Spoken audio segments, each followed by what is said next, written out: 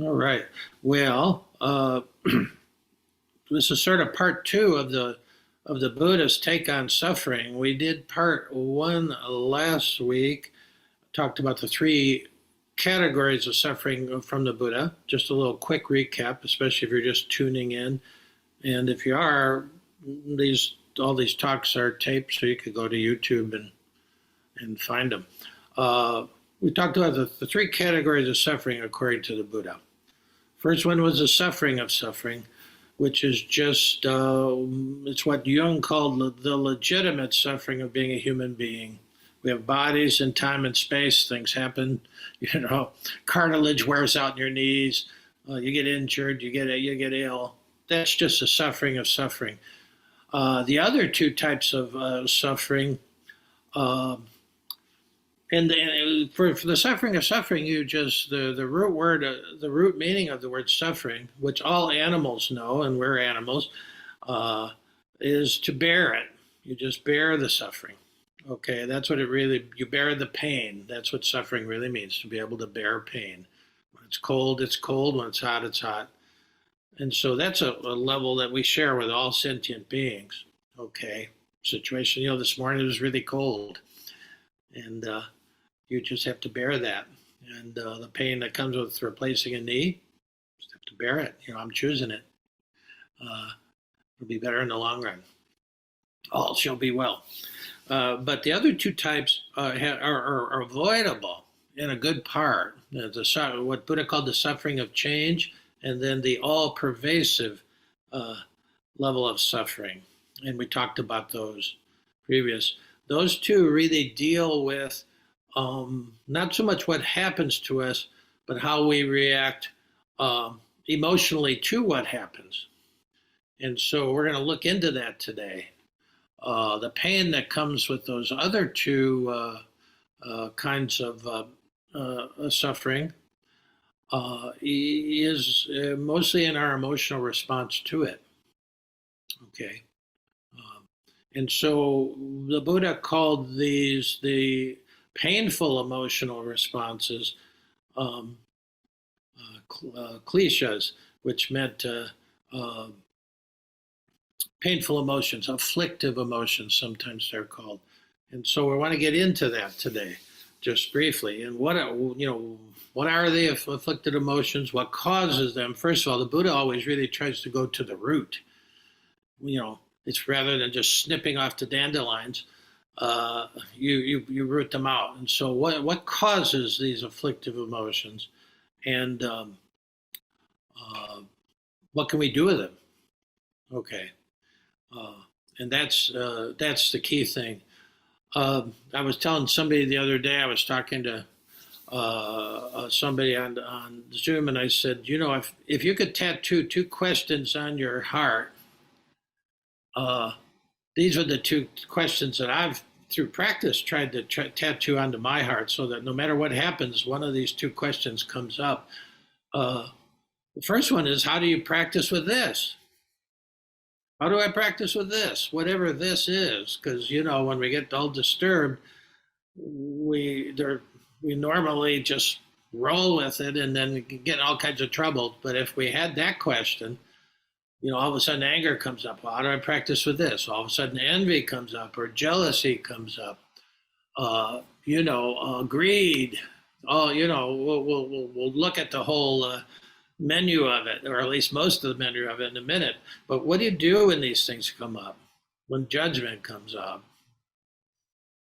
Yeah. So how do I practice with this? If that question would come up, uh, you'd be very lucky, because that's a very encouraging question, because built into that question is the sense that, yeah, I can practice with this. I don't have to just fall into this, go on an emotional bender. Okay.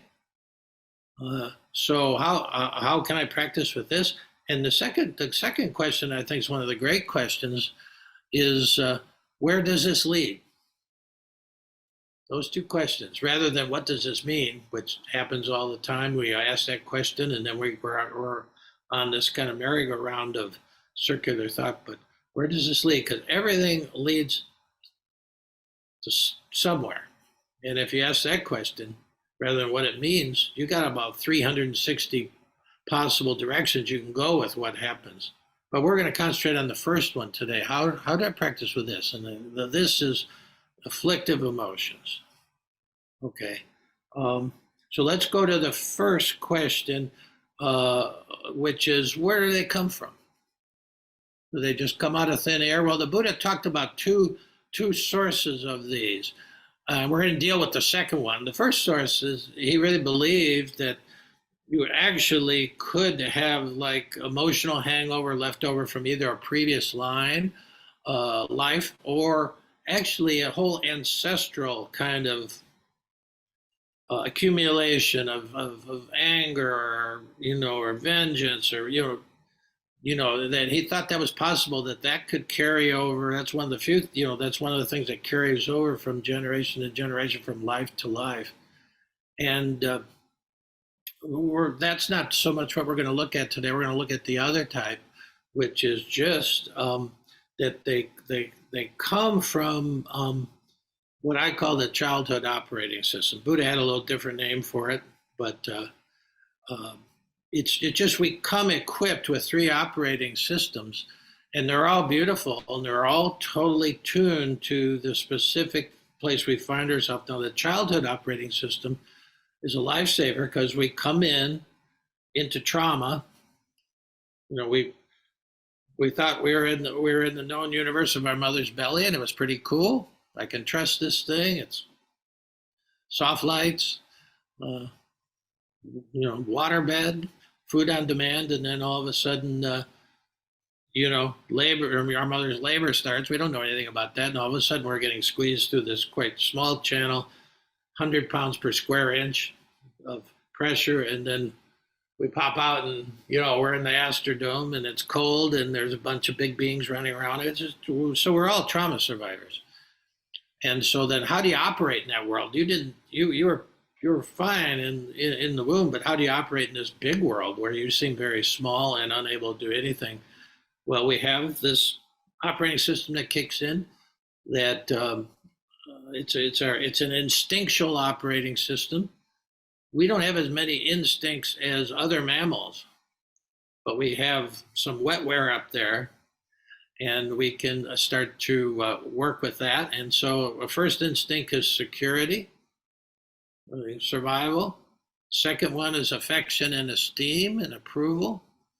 And the third part of this operating system is power and control. And they sort of unravel that, where first of all, I want to find mom, want to get some nutrients. And so we're looking for something, and then we're lucky if we find it. A lot of things happens between that first part of the operating system and actually getting, the nutrients we need. And then we're really intelligent, so we have a kind of instinctual intelligence that says, well, gee, if this is the woman that's feeding me, all right. If she likes me, she'll feed me more, So this whole kind of part of the program that's trying to get affection and esteem and approval. And then we have older siblings. It's quite complicated, but we are geared to try to get approval. Okay. And affection. And we want people to like us because we could survive. It always goes back to the survival thing. We need that at first. We didn't have this kind of operating system. We just roll over and die because we can't even walk. And then the third thing that kicks in later, this is a sequence, like time release, is a sense of power and control where we can walk, and then all of a sudden me do it. Around to age 2, terrible twos, because we decide, well, I want to. We think we're the master of the universe and everybody should bow to us, that's what terrible. So those three parts of our childhood operating system, they're beautiful. It's elegant design. We come fitted with that, and it gets us, we survive. Okay. Now, what happens is when our desire for security, affection, approval, and esteem, and power and control, when those get frustrated ever, and they will be, nobody has two Buddhas for a parent. for parents. And we got siblings, we got all kinds. We're in war. I mean, there's dad didn't have any money. There's all kinds of things that affect. But it's not a perfect world, and so uh, those instinctual desires, which we at that time they're perfect, and so but they when they get frustrated, then we have an emotional reaction to it. Anger, fear, anger, shame. These are the primary first three that we feel. Fear when the security thing is denied or frustrated. Shame if the anger and approval thing is frustrated, and then anger if the power and control aspect is frustrated. Uh, and this scans out if you know anything about the Enneagram. This scans out with the three energy centers on the Enneagram, and so that's the primary cause of our emotional uh, afflictive emotions. So from fear and shame and anger, you've got discouragement, feelings of guilt, envy, jealousy, the whole palette, vanity, pride, resentment. If you go around the Enneagram, you have the nine, what they call the nine afflictive emotions that come on the surface when some of this very basic childhood operating system is frustrated, and that just comes with growing up. Why doesn't it end when we actually uh, bring on the second operating system, which is a kind of strategic, rational uh, mind operating system? Well, we're still holding on to it. We still think this is the this is the ticket to happiness. If I can just get enough security and enough approval and enough power and control, then I'll be happy. And then, depending on where we are on the Enneagram, one of those is actually like I'm at the top of the Enneagram. And so uh, control is the big thing. And when control is frustrated, well, then anger comes out. Uh, and if you're at the top of the Enneagram, that's a problem. But it's the same for everybody because we all have all of those. We have that whole palette. When they get frustrated, just keep that as the clear thing. When these instinctive program for to survive gets frustrated, well, those emotions come up. So at least you know where they're going, where they're coming from. It's not like you're evil or anything. It's not like you're cursed or some have more. You have certain range of them that are different, but it's the same for everybody. Okay, there's nothing wrong with them. The question is we don't know how to practice with them. Okay, uh, so that'll give you an idea of that. And really, you study the Enneagram, and that's the first layer of the Enneagram. It shows you what likely afflictive emotions uh, will be giving you trouble. The whole palette at any time in praise, but you sort of find out what you're more susceptible to. Now, there's nothing wrong with security. There's nothing wrong with approval and affection and esteem. There's nothing wrong with having an adequate amount of power and control. Actually, if you know Maslow's levels of needs, the very basic one is security. You all have enough security in your life that you could be here today. You're not, there's a cholera epidemic in Haiti. God knows what they have to do, to find clean water and to disinfect things. And I mean, they're just not in any Zoom. They're not doing any retreat anywhere. And so there's nothing wrong with an adequate amount of security. There's nothing wrong with an adequate amount of affection and approval. If you don't have any affection or approval, it's very hard to go on. So adequate amount. We're talking about we get addicted to this stuff. I mean, why do you have to have $300 billion in your and you need more? That's what addiction is. And so we become addicted to these things. We become confused and wedded to them. And so we still think that this will be the ticket to happiness when I'm totally secure, when everybody loves me, and when I have control of everything. That's that's why I say I'm a recovering human being because I'm really sort of addicted to control when I'm not healthy. And the second thing would probably be people's approval, pleasing all the people all the time. I've had to work through that. It's not bad that people like you, but if you got to have it, otherwise your day is ruined, you're in trouble. This is a childhood operating system. There's a there's a strategic operating system uh, that teaches us how to strategically deal with time and space concerns, and then there's a sacred operating system which we're going to work with when we sit down to meditate. Then we're accessing the sacred. So it's good to have all these things. The childhood operating system connected with the ego and that whole reactive mind, the image we had of being in this enclosed little phone booth with a bee in there. You're just reactive about everything. A kid has to be, an infant has to be, but we're trying to grow out of that, you see. But know that that's when something comes up, and people do treat you unfairly. People do all kinds. I mean, because you gotta look at the planet Earth. There's 8 billion people on the planet, and they're all confused pretty much about what's going to make them happy. If I take your money, then I'll be happy. If I take your country, the old Putin-esque idea. If I take, Ukraine, well, then I'll be really happy. Well, no, he's not very happy now, is he?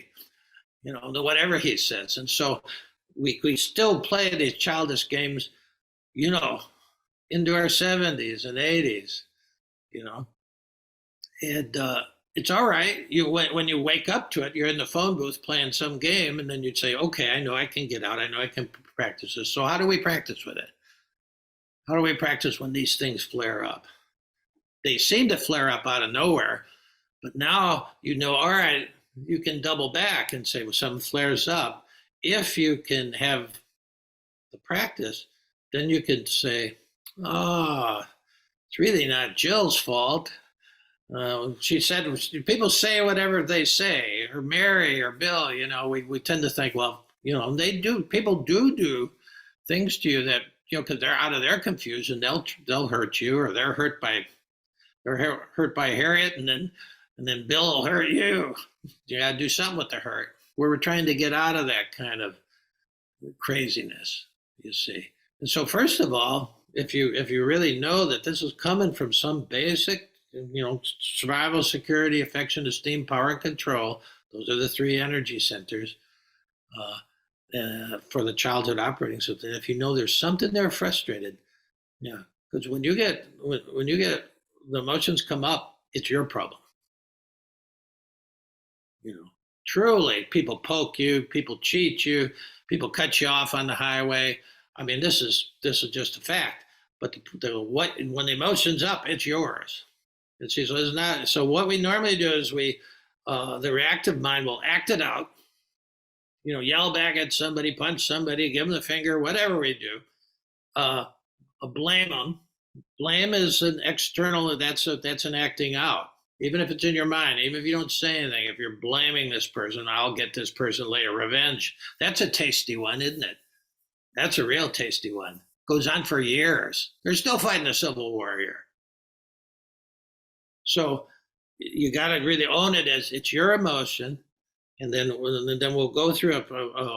But that's the first thing. Hopefully, at least you know that it's not anybody else's fault. It's not even your fault.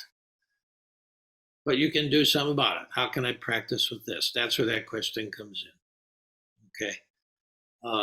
Now, the 3 hours of the practice, I like mnemonics because it's hard to remember anything when you're triggered. But I want to give you 3 hours of practice and then break them down a little bit, and that'll really be enough for today. Because this is a huge lesson, and then you can practice with this for the rest of your life. I'm practicing with it all the time. Not well some days when I'm yelling at the TV screen, but that's why you have a wife who says, "You're yelling at the TV screen again." It's nice to have somebody else around to give you a little feedback. The 3 hours are this: when the emotion is up, one of these painful emotions is up. You refrain, you relax, and you relate. These are the 3 hours, the way I code them anyway. You refrain, you relax, and you relate. That's the usual order I do it in. And the first one, the refrain, Pema teaches on this. This is one of her big teachings. She says, if you can do anything, just for a moment before you either, I mean, I'm so gifted that I can be reactive in one moment and yelling at the screen, or I can repress all that. Like when I'm in polite company here, uh, when somebody does something and then all of a sudden the anger comes up. Well, I can push it down. So I can do both. I'm a multitasker in emotional field. I can react. I can I can project it off on somebody, or I can repress it to where I don't even really. It only gets about halfway up for me. That's why I don't seem like an angry guy. Although some people do understand that about me, that there's a lot of anger because, well, who can control everything? I've been trying for 73 years. I've sort of got the knack of understanding that now. But so you're either projecting or repressing. You're either acting out or repressing. Okay, and then there's so then just to stop before you do any of that. So refrain is the first thing. It's just stop. And then to relax. Now, both of these, the first 2 hours is covered by the breath. That's what I really use the sacred breath for on the fly. I mean, gee, even if I can catch it. And sometimes I don't catch it for 20 minutes. Maybe it's an hour. Maybe I'm walking around all day fuming. And then a little bit of light comes from the darkness. One of my favorite favorite lines from the Gospel of John, the prologue is, "There's a light in the darkness, and the darkness cannot overcome it." See, so things get dark, but then just all these years of practice, there's cracks in this whole kind of edifice in there, and so the light gets out, and the light just says, "Oh, you're doing it again," whatever it says to me. And so then I'll just take a breath. I like to do the sacred breath, so called, which is breathe in through the nose, out through the mouth. Maybe it takes a few, but and that not only stops the progression of the madness for me, but it also starts to relax me. Take a breath like that. Just breathe in.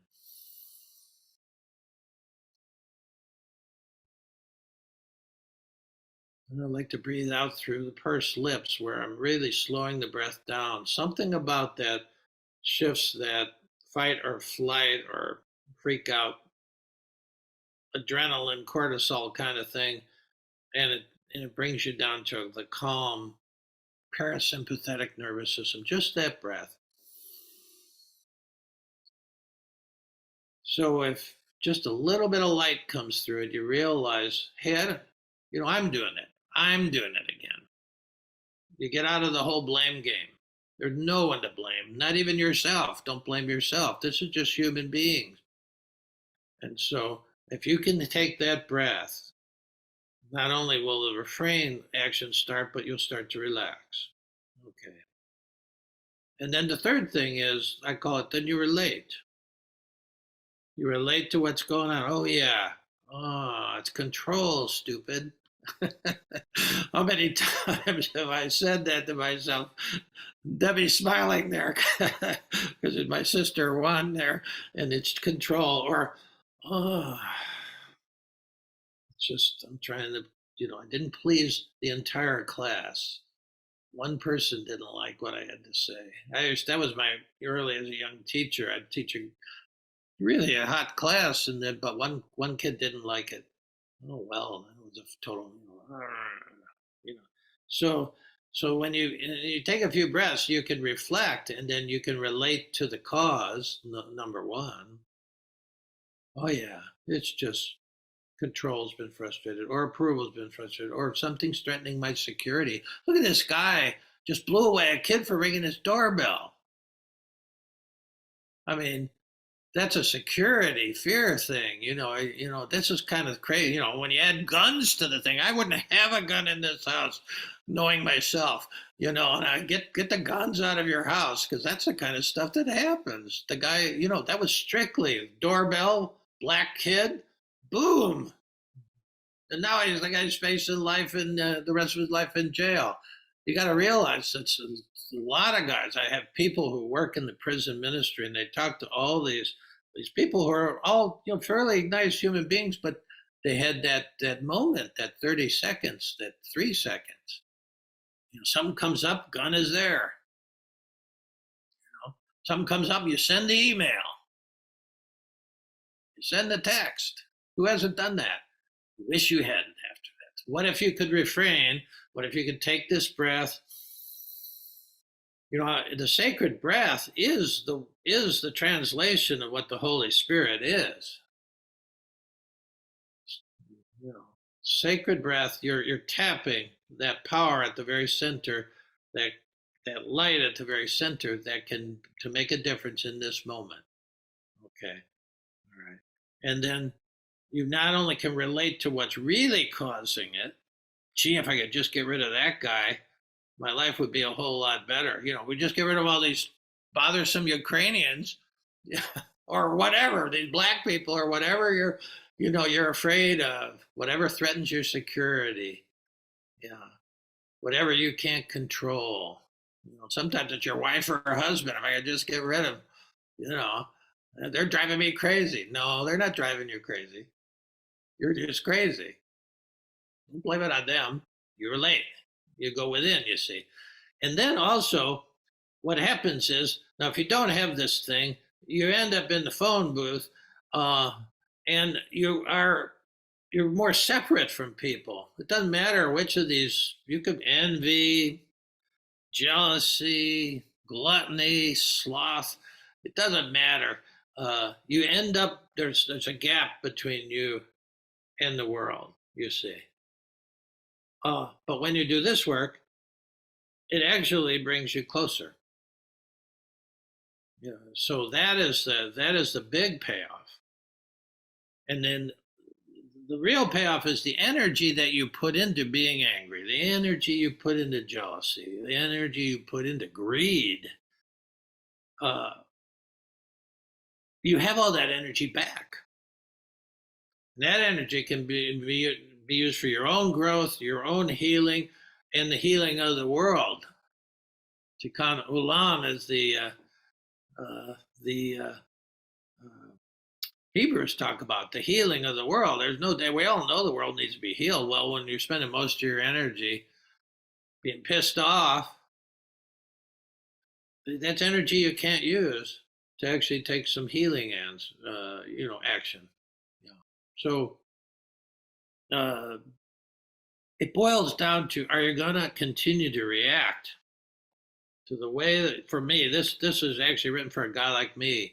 Am I going to continue to spend most of my energy reacting to the way the world should be, or am I going to respond to the way the world is? There's a terrific amount of energy there. You know, if you're a 1 or a 5 on the Enneagram, you're a big should'er. You know how things should be for two different reasons. Then it just, there's always that. But but rather than that, rather than getting out of the reactive mode to get into the responsive mode, are you gonna get stuck in reacting to how the world should be, how my wife should be, how the government should be, or are we going to get into a responsive mode to respond to how it is? And then you can, we're back to that thing we talked about last week, which was getting shot with a poison arrow. Just pull the arrow out, stanch the wound, you see. Just respond with wisdom and compassion and action. See, it give you a lot of energy. So that's sort of the trade-off. So hopefully this is helpful. If you can remember the 3 R's: refrain, relax, that has to do with the breath, and then relate. You can trace it back to where it's coming from. And then you learn a lot more about yourself. And it makes it harder for it. The practice actually starts giving you some different habit energy over time, over a long amount of time. This doesn't happen in a day or a weekend. Okay. Well, I think that's good enough. Let's get ourselves ready to sit with it.